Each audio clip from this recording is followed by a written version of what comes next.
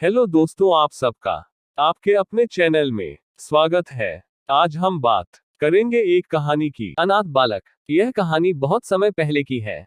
एक गांव में एक बालक जंगपो रहता था। उसके माता पिता का देहांत हो चुका था और वह अपने चाचा चाची के साथ रहता था। चाचा चाची जो कहते वह वैसा ही करता। वह बहुत ही सीधा और आज्ञाकारी बालक था। सवेरे से शाम तक बिना शिकायत के वह घर बाहर का काम करता।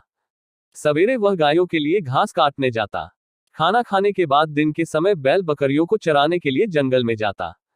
एक दिन जंगल में उसकी एक गाय खो गई। उसने गाय को आसपास बहुत खोजा, पर उसे गाय कहीं नहीं मिली। अंत में हार मान वह घर लौट आया।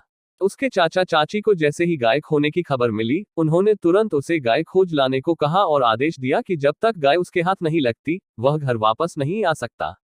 अपनी खोई गाय को खोजते खोजते नदी, नाले, जंगल को पार करते हर ओर गाय की तलाश की, पर गाय कहीं हाथ नहीं लगी।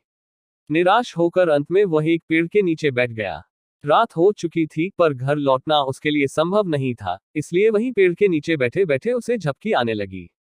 मध्य रात्रि में उसे एक भयानक ध्वनि सुनाई दी, जिसके कारण वह जाग गया। उसने देखा एक राक्षस उसकी ओर बढ़ा चला आ रहा है। डर के मारे प्राण उसके निकलने लगे। उसने सोचा वह सांस रोक लेगा ताकि राक्षस उसे मरा जानकर छोड़ जाएगा। राक्षस ने पास आकर उसे अपने कंधों पर उठा लिया और अपनी गुफा में ले आया। उसे वहां छोड़कर वह बाहर चला गया। उसने भयभीत होकर गुफा के चारों ओर देखा।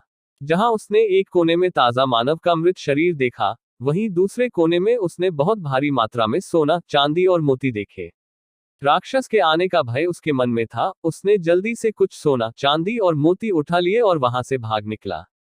इसके बाद बहुत ही कम समय में जंगपो ने अपने जीवन में प्रगति की। आसपास, विशेषकर उसके चाचा चाची, उसकी समृद्धि देखकर जल भुन जाते। एक बार दोनों ने मिलकर उसकी समृद्धि के रहस्य को जानना चाहा। जंगपो ने बिना कोई बात छिपाए सारी घटना कह सुनाई। लालच में आकर उसके चाचा एक शाम जंगल को निकले। उन्होंने उसी पेड़ के नीचे विश्राम करने की सोची जहां जंगपो ने किया था। आधी रात को राक्षस वैसे ही आया। चाचा ने भी मरे हुए व्यक्ति सा नाटक किया, जबकि राक्षस बहुत क्रोध में था कि कैसे एक बालक उसे छलकर उसकी संपत्ति को लेकर भाग सकता है।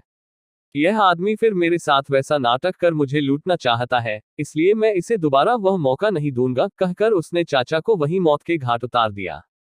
उस दानव ने उस दिन मानव मांस से अपनी भूख को शांत किया। आज की ये कहानी आपको कैसे लगी? अच्छी लगी है तो चैनल को सब्सक्राइब करना, वीडियो को लाइक और शेयर करना और कमेंट करके जरूर बताना।